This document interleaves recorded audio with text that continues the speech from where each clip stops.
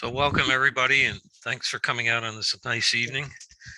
And I'll call to order the SBE Chapter 22 business meeting. And I'll start with Vinny reading the minutes from our May meeting. All right, minutes of the meeting from May 18th, 2022. Meeting was called to order at 7:12 p.m. by Tom. The minutes of the April 22 meeting were read. Motion to approve by Tom, seconded by Anne Marie. Motion passed. Treasurer's report. Gary received a letter from New York State regarding an incomplete filing on our taxes. We did not submit the IRS forms for the year ending 2020. Gary contacted our accounting firm and got the required documents and sent them to New York State. Some discussion on that ensued. Motion to approve by Tom, seconded by Vinny. Motion passed.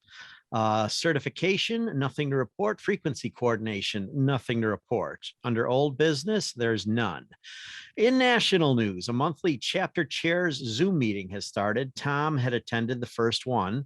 The next certification exam window is August 5th through the 15th, and you must apply by June 10.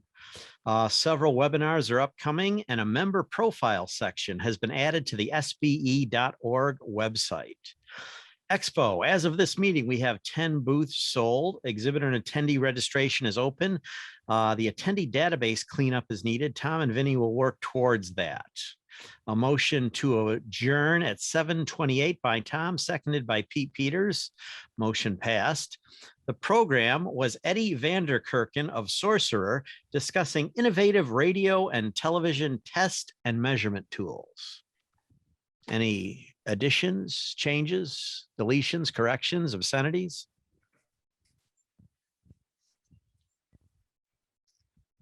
I'll make a motion to accept the minutes from the May meeting. Chapter 22 members only. All in favor, say aye. Aye. Aye. Opposed, say nay. Okay, accepted. Treasurer's report, Gary. Excuse me. Well, believe it or not, we are solvent. Still. Continue to be.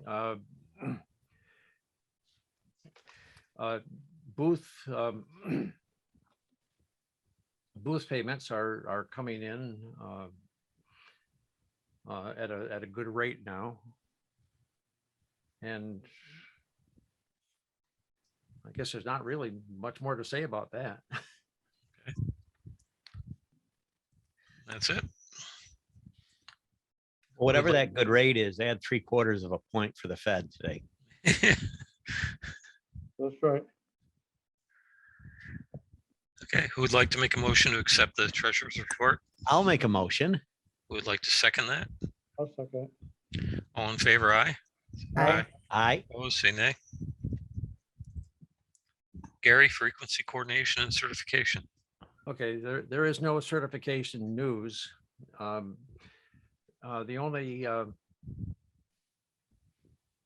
only action in the frequency coordination area, actually, Tom knows more about it than I do. A cell phone provider apparently fired up some equipment, some new equipment in the C-band spectrum that they just recently got permission to use, and it caused major problems with WKTV's C-band reception. Correct. That was last Friday. Starting around 1 o'clock in the afternoon, all of our C-band antennas were taking hits, and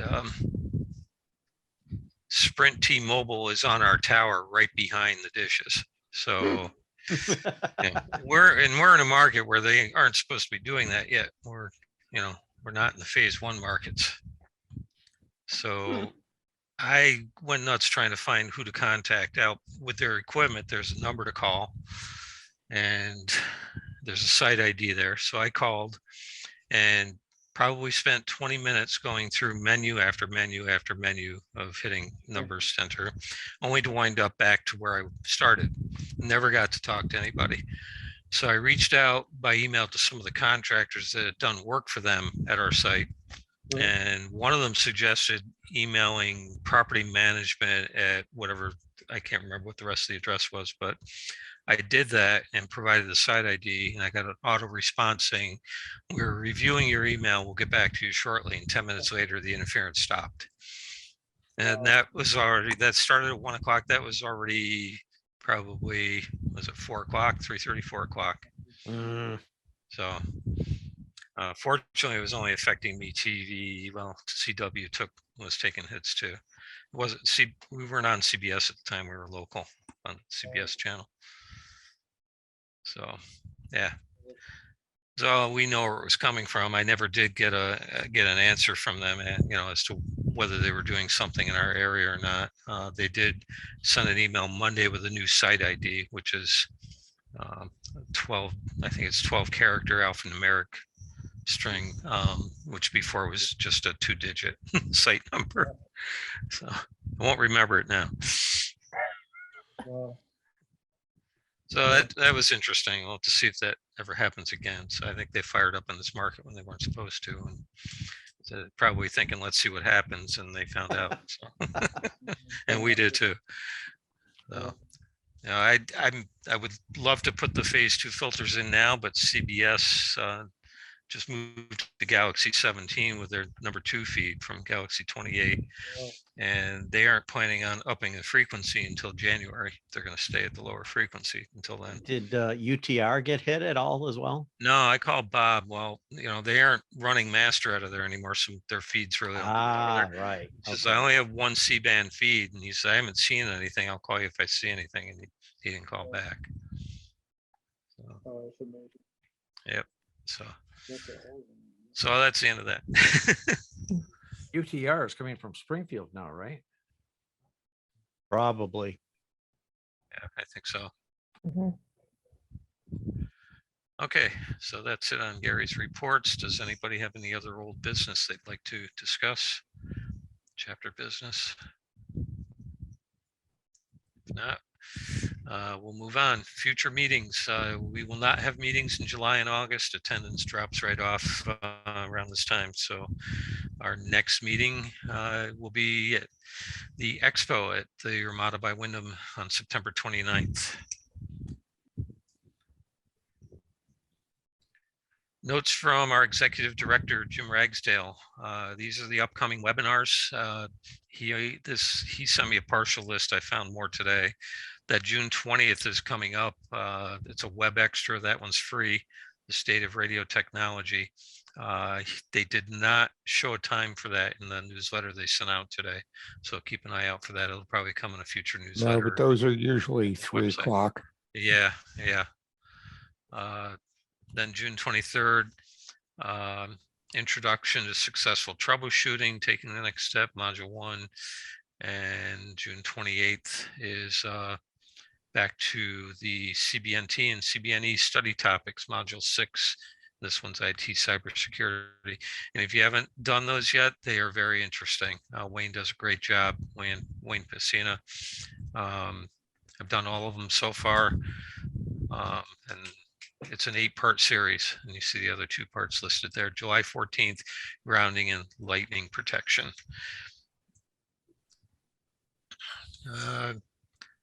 Get notified of SB Jobs Online. So, SB's always had a Jobs Online site, but now you can get notified when new jobs appear. You have to go to sbe.org/jobs and follow the link to subscribe to the SB Jobs email list.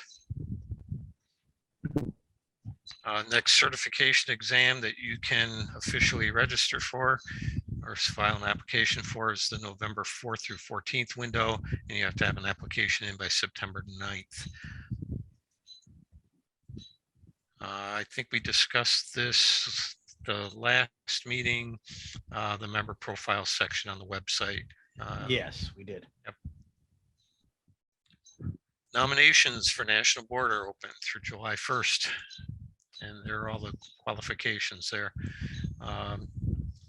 There's a director seat for an officer. There's 6 director seats open this year. Nominations must be in writing, endorsed by 10 voting SBE members and made to Kevin Trueblood. Nominations must be by voting members in good standing, dues paid, and hold an SBE engineering level certification. Nominations will be added to the ballot along with a slate of candidates submitted by the National Nominations Committee. And for more information, go to the SBE.org website or contact Jim Ragsdale. And that's all from Jim Ragsdale this month. Chapter 22 Expo, registrations are picking up now for booths. We now have 2 gold sponsors, Gates Air and Unimar. We still have more available to sell. We have 1 Expo support sponsor, that's Imagine Communications. 16 booths have been sold. Attendee registration is open, so if you're going to go to the show and you might want to register so that your credentials are ready when you get there, you can go there now and do that. There's also hotel reservations available from our website now. There's a link right to the reservation site. $111 for a night, which is a good rate for that hotel. The committee is going to be getting together. We have to clean up the attendee database, which you mentioned before, and ramp up some other things like badge printing and who's going to be doing what at the show. So as far as who's going to man registration, we also have to arrange for a musician for national for the reception and for the awards dinner. You want a ska band?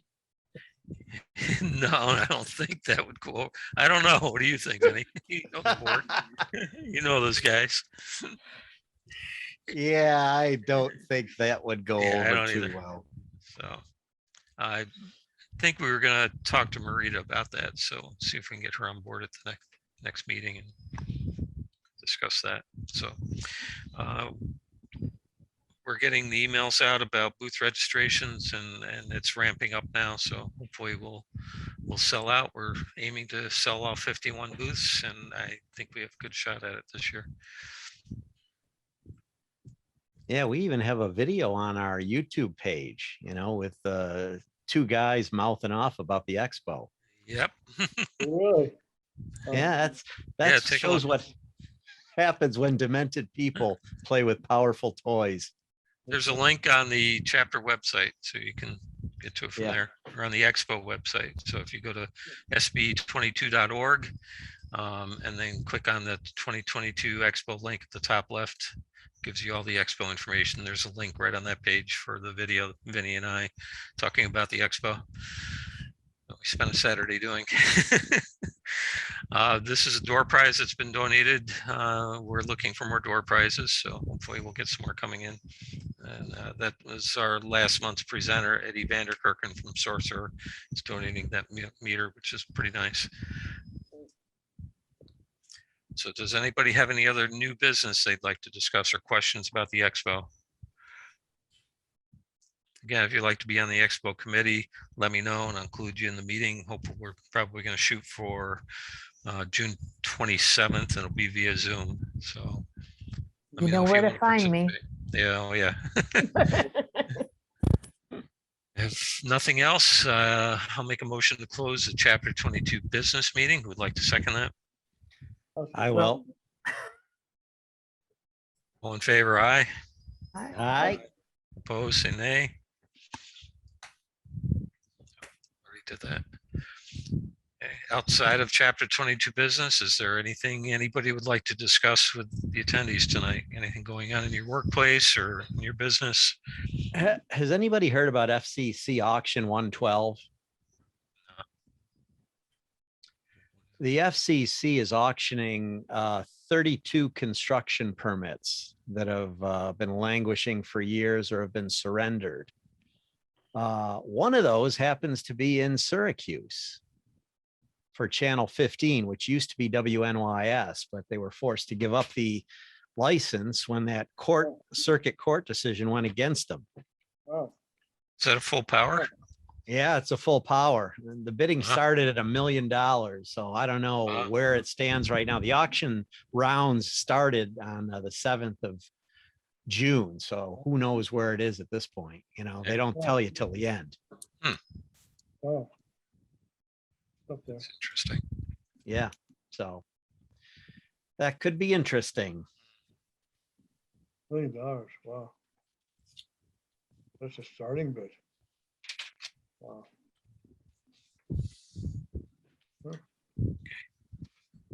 Anything else? No. If not, we'll turn things over to Jared Timmins, Senior Vice President, Solutions at TVU Networks, for tonight's presentation, the migration to the cloud. And Jared, welcome, and thank you for coming out to do this for us tonight. Appreciate the chance to get to talk to everyone. Really looking forward to the discussion and the content. So I will share my screen, and you can tell me if you guys can see. You still seeing mine? Yes, Tom, we're Yes. still seeing you. Yeah, well, how do I get rid of it? Oh, there it is. I have to move the window up here. Okay, now you can share. All right.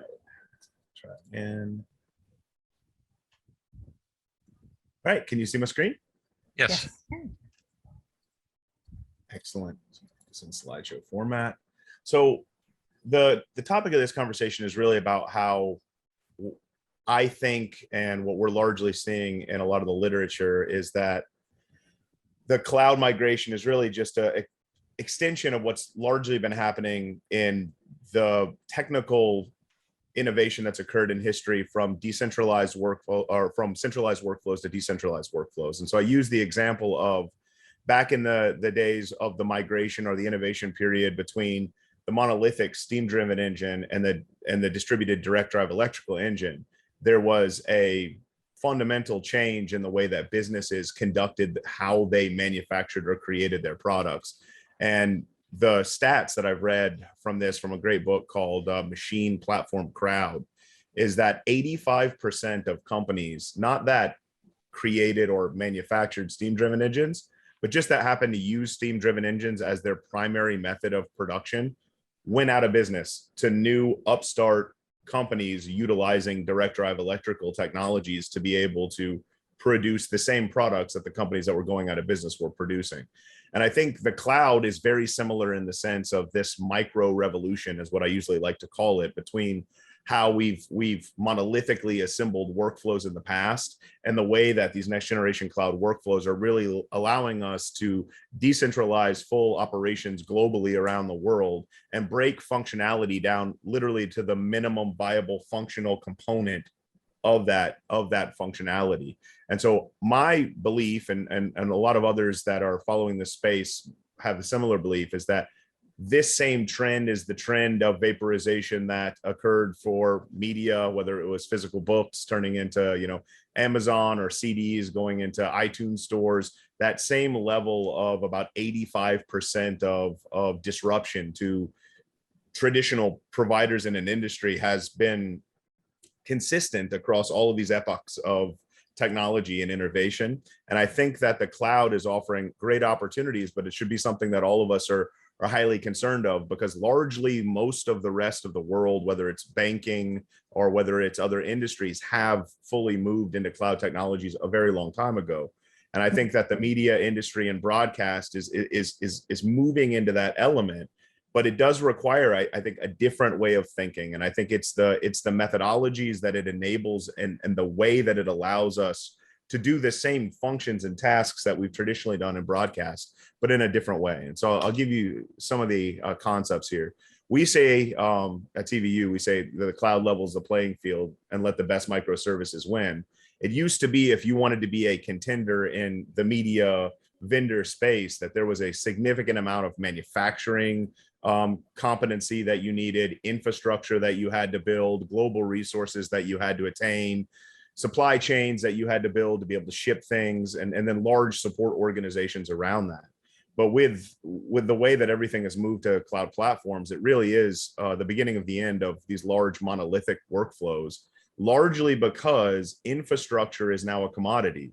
The best ideas can win really, really easily, because a smart person with a good idea and an understanding of coding can utilize prepackaged tool sets that exist in the cloud to go from not having a company to having the best of a certain software company in a matter of months, weeks. It can be very quick in the way that you can enter into the cloud and utilize the tool sets that are in place to really revolutionize or disrupt many workflows. And we've seen a lot of that happening. It's my assumption that, and I think a lot of the data backs this up, that we will see the same thing that has happened to nonlinear editing, and the fact that it used to cost millions of dollars to build an editing suite and require very, very sophisticated and advanced personnel to be able to accomplish that task. Now your phone does it for you in a lot of ways, and really anyone can go to multiple free sites, or very inexpensively have a very powerful editor that can do more than we ever thought possible in those days. And I think we're really back in that same thing with production tools.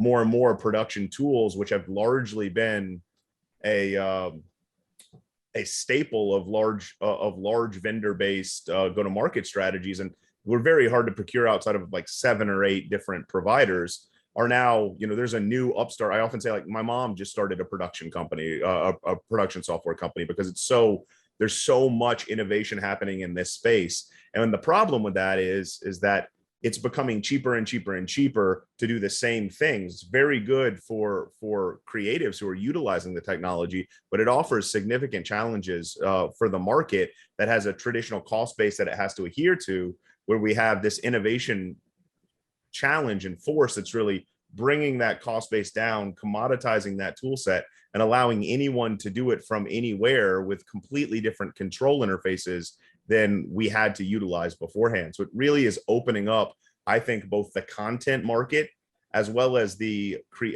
software creation or vendor market to new entrants and very creative ways of doing things that we're seeing across multiple different organizations really take companies to another level, where these companies kind of come out of nowhere. There's this new thing that we see happening, which we call community production, which are the ability now that content is essentially interactive. Like what we're doing here is now interactive in the fact that all of us are producing a video or providing a video to this Zoom call that is now enhancing the content that we're actually participating in. And we call that bidirectional content. And it's allowing a different kind of operational experience where communities can get together and jointly produce things from anywhere, that really allows you to decentralize not only the technology, but the operations of that technology in the new cloud world. I believe that innovation exists at the intersection of 2 very powerful revolutions. The first one is a compute revolution. I mean, we saw compute really start to slow down. There was a lot of discussion even a couple of years ago, is like, is Moore's law dead, essentially? But what we've seen is really an adaptation to that as we move to smaller and smaller die sets and to smaller and smaller processes of creating silicon. You do run into physics problems, but what we're finding is that the ARM-based approach of these modular, almost like micro silicon components that are then stacked together onto larger silicon environments, like the M1 chip from Apple and now the M2 chip from Apple. And pretty much now it's the direction that most of the silicon creation or silicon vendor companies are creating. And that compute revolution has allowed us to have more power in my iPad that I just got last year than any computer that I'd ever had in any year previously. And the iPad that will come out next will be 40–50% better, and it will continue to scale up.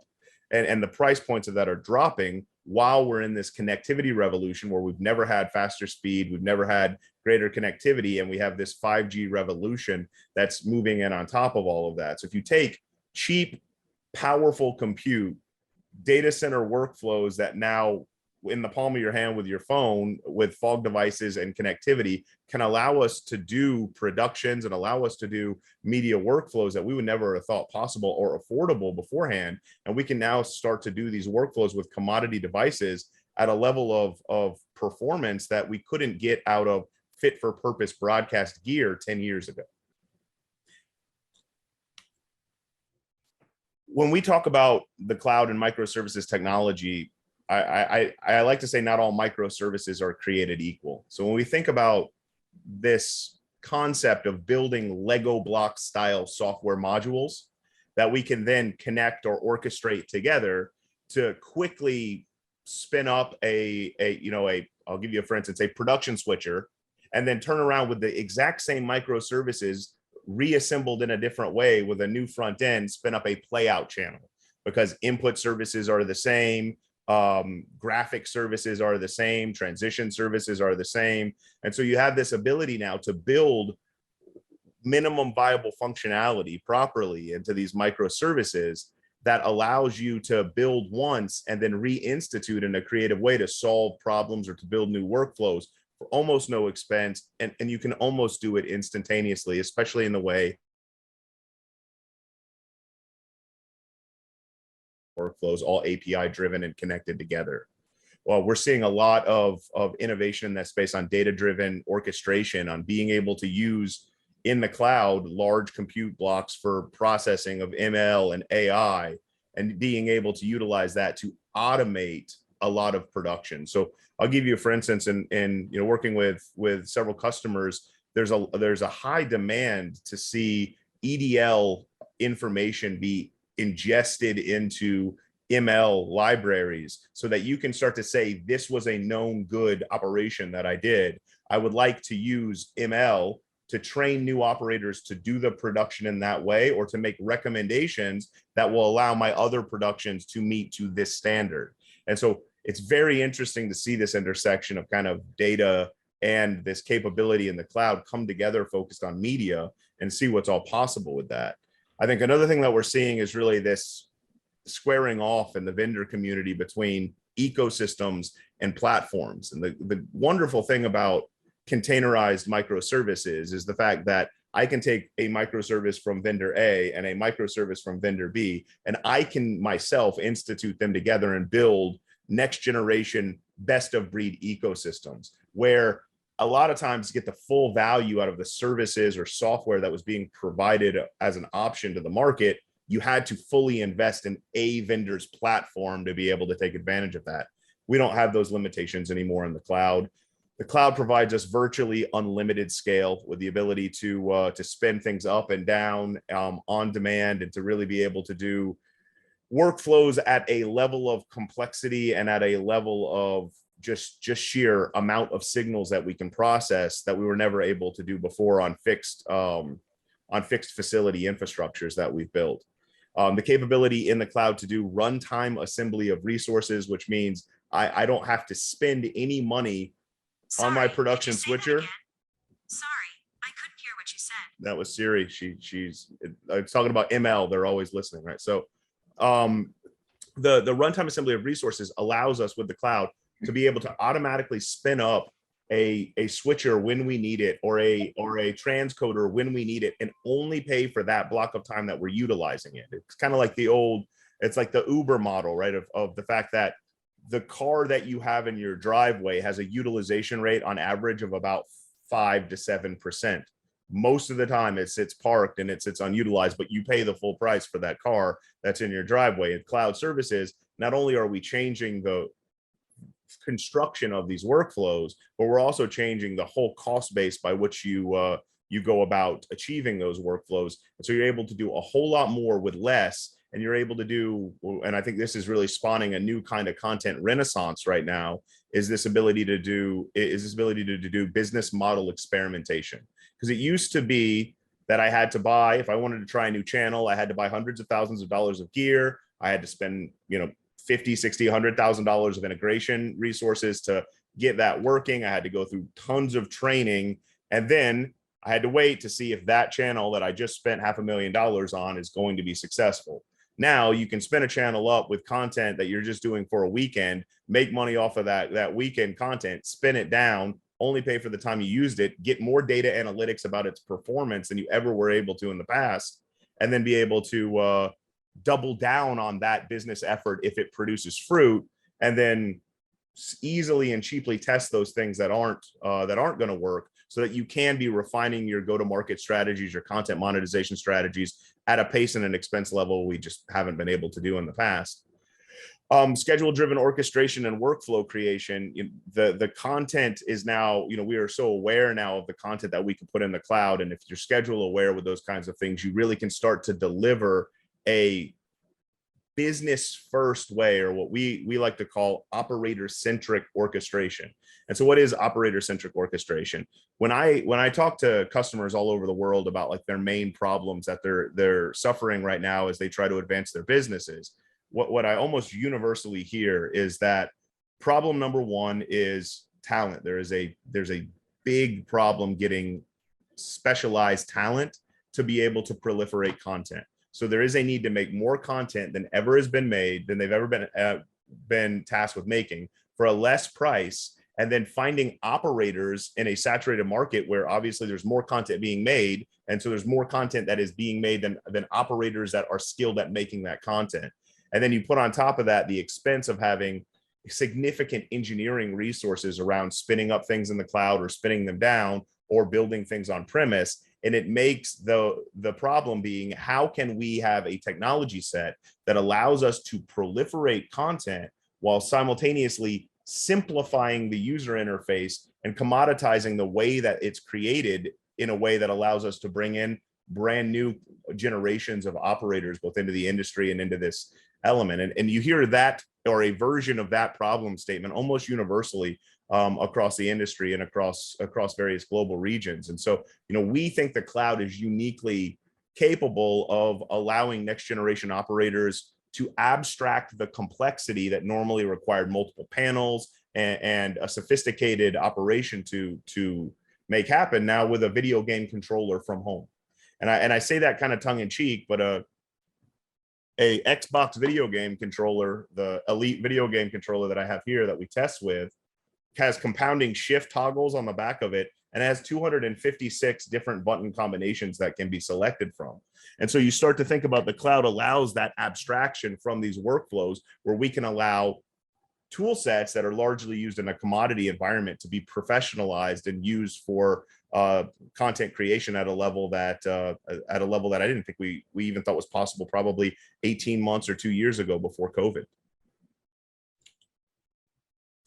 I want to talk about kind of two variations and how they're not created equal when it comes to how you would create software tool sets in the cloud. And the first one is vaporization over virtualization. And what's the difference? So virtualization is I'm just taking exactly the same software, and instead of running it on a machine in a on-premise facility, I am virtualizing that in its operating system on bare metal on a cloud server. So I'm just moving it up to the cloud.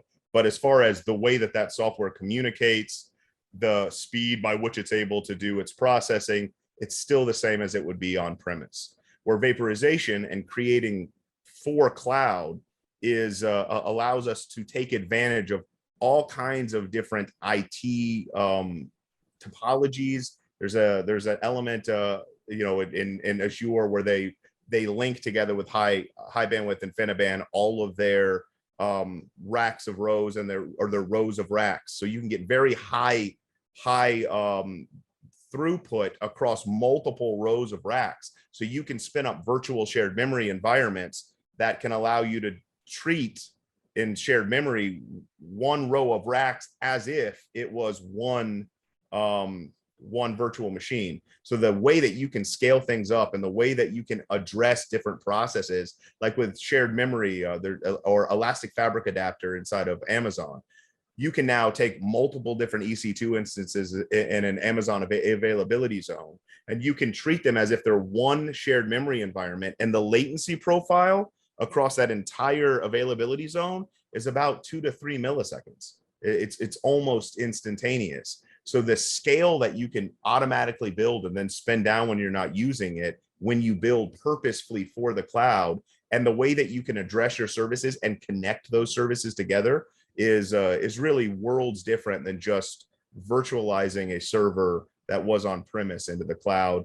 And that moves you really beyond the kind of lift and shift model to truly hybridized portable workflows that, if you build them correctly, can be omni-cloud, can be moved between various different cloud providers, and can allow you to have both redundancy and choice of provision in a lot of those environments. And now we have the ability, because of that, to have completely different redundancy options from what we had before. It used to be, you're going to have an N+ model, or you're going to have a 1-for-1 redundancy model, or you're going to go single thread. And now in the cloud, I can have one running with a cold backup that is using data that automatically spins up and I have aggregate shared storage in various different regions that I can immediately or oftentimes self-heal from just by creating the right architecture and building those tool sets in a way that really just give us so much more options. And your investment is future-proof because you're no longer limited to the amortization value of the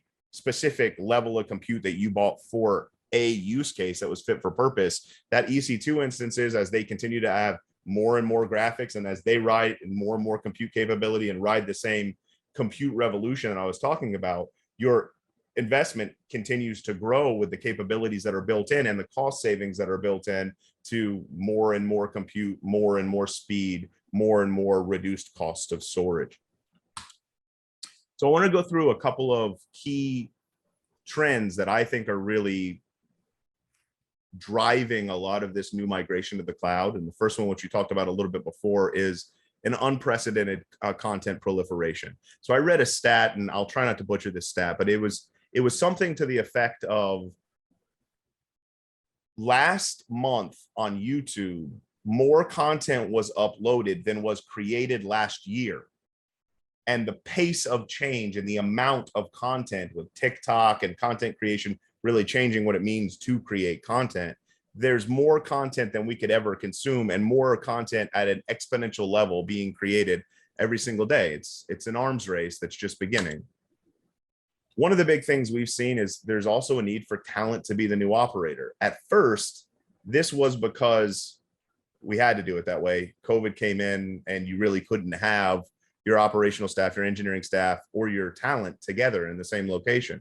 So it really forced a new way of looking at technology, which we call micro applications, where you condition the interface directly to the talent and you make it simple and intuitive and easy so that talent in the operation of just doing their job is able to operate their own production. We've seen this largely from lots of networks, lots of station groups that really took to this during COVID, and those lessons that we've learned with COVID and their associated costs have kind of become a staple of most of the digital initiatives that are going forward.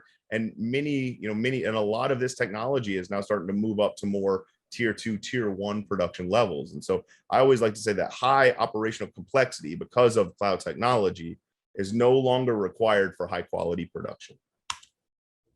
This is what I was referring to earlier with bidirectional content, where it's, content consumption is now content creation. That by joining a watch party or joining a event where you're there live, but you're also digitally participating, it allows for this next generation of community production and of enhancing the content that you're watching it by watching it. And so we say everyone is content, and we're seeing, an explosion in this part of the market, which for us, or for me specifically, would have been a huge surprise, because you kind of think, oh, everyone's going to take to this as a gimmick during COVID, and then things will kind of return to the way that they were before.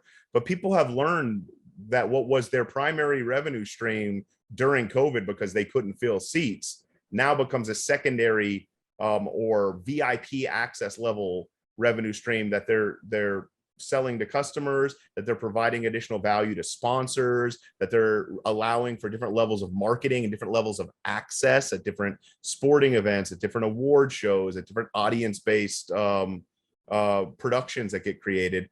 We are really seeing a continued move forward with people embracing these digital presence technologies. And you even see a lot of this kind of concept really being thrown about in what it means to have metaverse-based productions or to be doing metaverse-based content creation and consumption.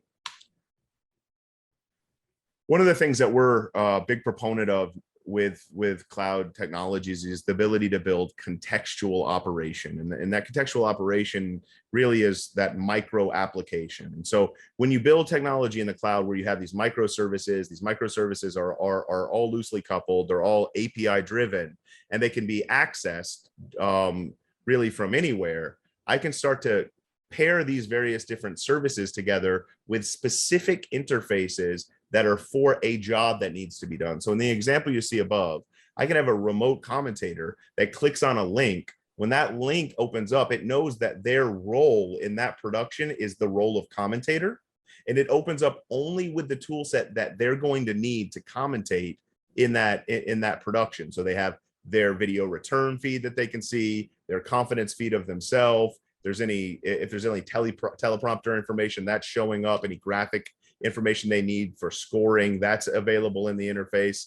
And then all of the other things are abstracted out to the operator, who may be the host of multiple language of commentation that's happening at the same time. That interface for that operator, she would be able to see or have conversations with every individual commentator. But then above that, there may be someone who has the ability to then start new commentation environments and do a production and do graphics and do audio mixing on top of that. So now that we've had this micro element of the technology itself, the interfaces themselves no longer have to be one size fits all. So you can micro the interfaces for the task at hand and orchestrate that in an easy way where everyone is focused on the job they need to do in the production. And then you're only incurring at the compute level the expense for that single micro application to be done. So it again lowers the cost base of what it means to produce technology in this way.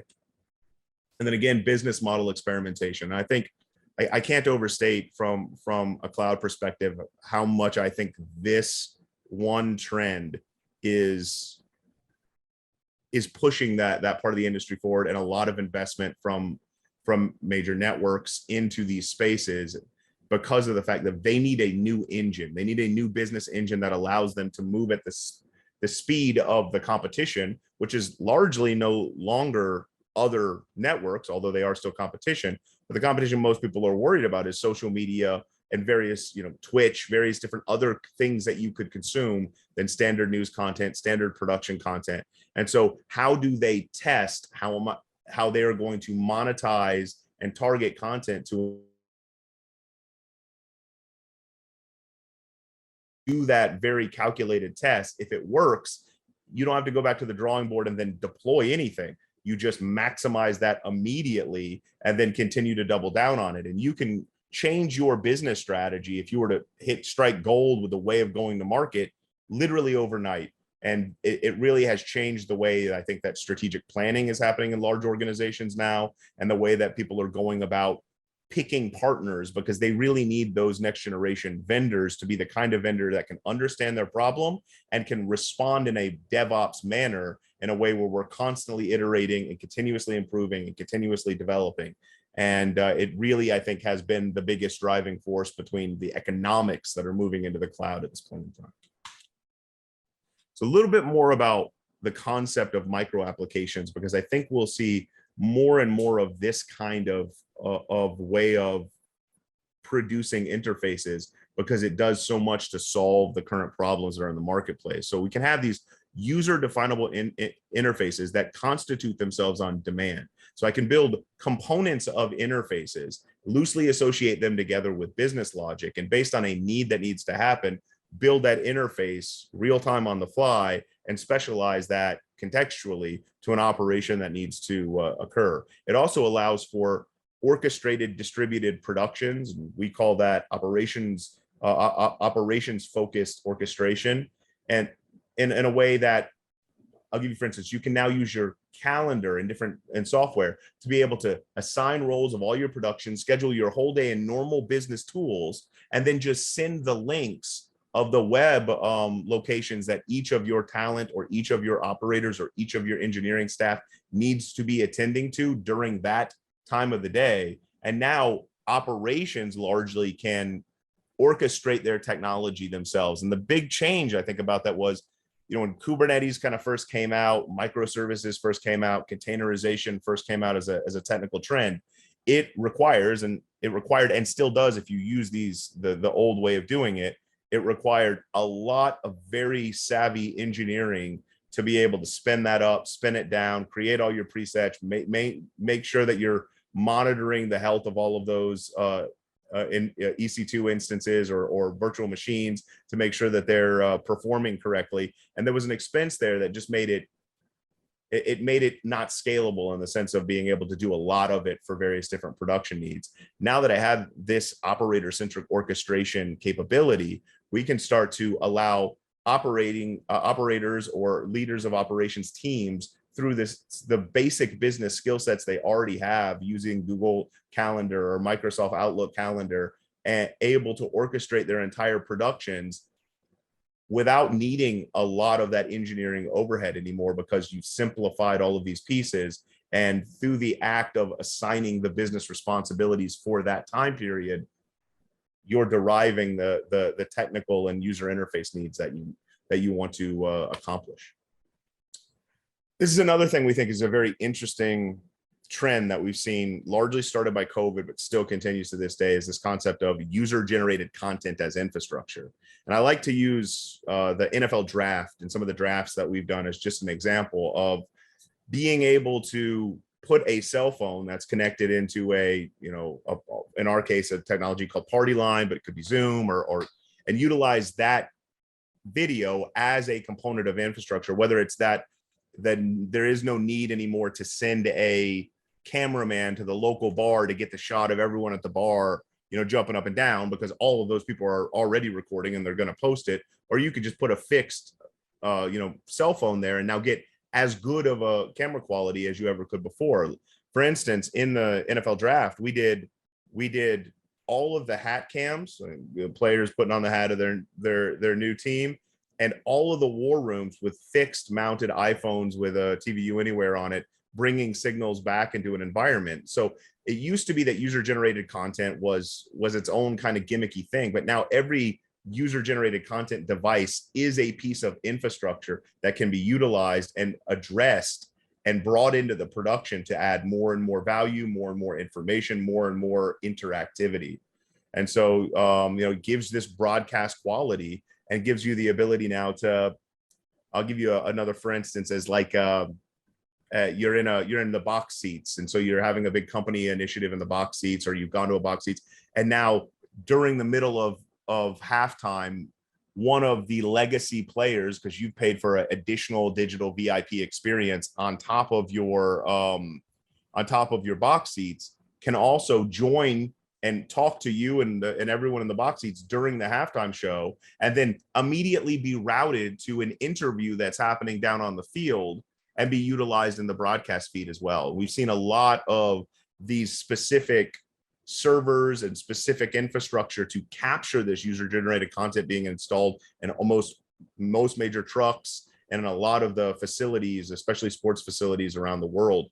When we like to say that every digital access point is now a broadcast spoke that can be utilized to enhance workflows and to provide additional content. Because we're able now to take all of these services and institute them anywhere, we now have this emergent concept of operations as a service that is that's really, I think, catching on in a lot of ways, as people, one, have this talent shortage that we spoke about, but this ability now to spin up operations just like I would compute. And when you can make the tool set that's being utilized for creation of media simple enough that it's easy to learn across a wide spectrum of people, now you have an operator pool that allows you to spin up these productions, have scheduling and assignment of global resources, and improve talent utilization across organizations. And we've seen a large amount of both upstart companies that are now providing this service, as well as organizations themselves, global organizations and networks, using more of their global workforce and scaling that up so that they can do way more production with less resources by utilizing the capabilities of the cloud to do that.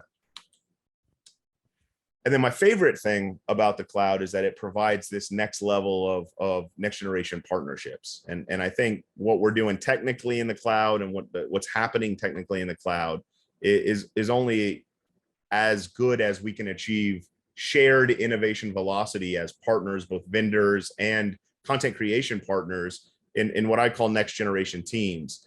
And just to give you kind of like a case study below about some of the stuff that happened at the draft, you can see we have a draft event, and then you have various different production teams. You have maybe Van Wagner, who led the production, NFL Network, ESPN, ABC, local news, and other social deliverables. But now it used to be that everyone had to grab their own content. But now that all that content is residing in the cloud, with just, we can make these temporary connections where all of NFL Network can share all of the content with all of the teams while simultaneously sharing it with ESPN and ABC and making it immediately available for local news to capture that and run that on the sports section of the news that they're doing that evening. And so you can now share productions or share assets in production between disparate organizations who are partnering for a common event. And this collaborative solutions development between vendors and broadcasters allows us to be faster and more agile. And it creates what we call trilateral next generation relationships. And so it really is stretching the boundaries about what it meant to put a box around a production, because in this same NFL draft, I'm not even mentioning in a lot of this, is all of the McDonald's sponsored, draft zone, or the Bud Light draft area with $17 beers. But all of those elements are now have access to the broadcast components, and now their output is another point of view that can be utilized to enhance the broadcast or to specialize the broadcast. Because what we're seeing more and more is everything's funneling down to these audiences of one, where we're specializing the content and therefore enhancing its CPM value for monetization at the individual level. And then I've often said, and been saying for about 5 years now, that if we as a broadcast industry don't start thinking more about how production happens like game engines think about how they produce games, we're going to be left behind by next generation technology that's going to allow a higher level of immersion and experience and personalization than we're going to be able to create with traditional broadcast workflows. I have two different images here, but if you've never seen the Lion King CG driven Lion King version that was created, it's a masterwork in what it means to kind of create these new immersive environments. They created 100-mile replica of the Serengeti. And initially, after they created this entire world, they had AI cameras doing all of the cuts. But what they realized is that didn't work, because people could kind of tell it was fake and didn't really, in initial screenings, adapt to it. So they went back and they shot everything, but not with cameras, with sensors and with VR headsets. So the team was all immersed in the virtual reality world that they were shooting, but they were using human-based skills of camera, of photogs, and of how they directed the shots to be able to give it that very human feeling and make it feel more real. But that same data that they created that out is now being used by Disney to build a VR ride at Disney based on the Lion King. So you have this whole different way of productions and its reutilization. And then this concept of meta image processing, which again sounds sci-fi, but if you look at kind of this upper right corner here, this is a 5-year-old or 4-year-old picture from the first multiple cameras on an iPhone, where they were building these multi-image capabilities. When you take a picture with your cell phone right now, it isn't an actual picture. It's 50 different images that are having a billion machine learning calculations happening on them to optimize that image to be its best possible image. And what we're seeing in technology and with the cloud and with this connectivity and compute revolution is the ability to connect multiple of these cameras together that now know where they are in space and time, and have dedicated ARM-based chips for connecting between devices. Like the same technology you use to airdrop something, you can utilize to send information between apps in real time in arrays of commodity imaging that can outperform in multiple ways some of the highest level cameras that we're bringing out now. And largely, this is how I think the future of production will occur, is we will be mapping visual spaces, and then we will be providing a home angle and away angle, your fantasy football angle of that game, because we're going to treat it like a game engine. And that is where all of the tool sets for next generation engineers and operators are focused on. And so much money is going into these game engines that either broadcast will find a way to deliver in that way, or game engines themselves will start to take on the roles of production, as we see the cloud enabling easier ways of doing a lot of these same technologies. So I just show that as kind of culmination of how these technologies are really fundamentally changing how we create content, how we distribute content, and how we consume content. And I think that the capability from our perspective, from TVU, is building the right services and the right way of working with customers to answer those problems, build those next generation workflows, and enable our customer bases to really solve the problems of tomorrow today in ways where they don't have the restrictions that we've had in the past.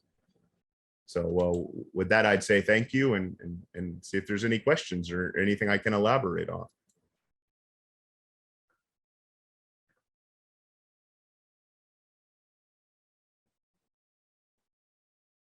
All right, if not, I really appreciate the opportunity to present to everyone.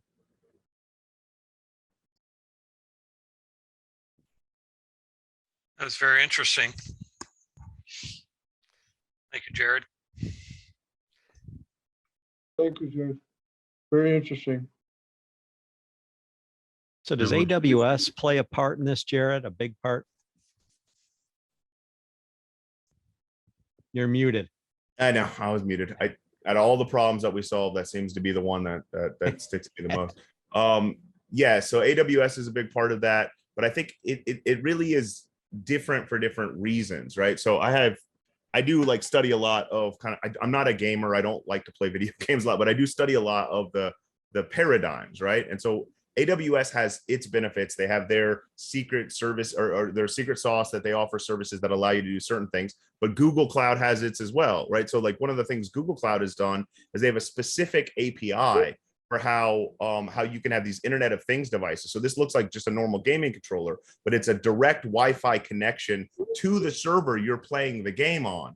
Because one thing gamers hate is input lag or latency, which is the same thing we hate as broadcasters, right? So their goal is they want, when they fire that trigger, they want it to be instantaneous. Well, instead of a Bluetooth connection from the controller to the device, then sending it up to the cloud, now I'm directly communicating with the server my game is running on. So you could say the same thing of that same API and technology from Google is being opened up, not just for game controllers, but for switcher tubs that you wanted to put down, or replay controllers that are now directly by Wi-Fi connected to the server in the data center that service is operating on. So it's interesting to see, because I think we need all these cloud providers, and I think that they're winning in different ways for different reasons. If you look at Azure, they're really far ahead in a lot of the ML and AI based like editing and content discovery workflows as well. So that's why I believe that constructing technology in a way where you can be omni-cloud and you can take advantage of all of the cloud providers tool sets is the best recommendation for content creators now. Because I mean, it would be like having to say, I'm never going to buy anything other than an old Harris router or an old Philips router, right?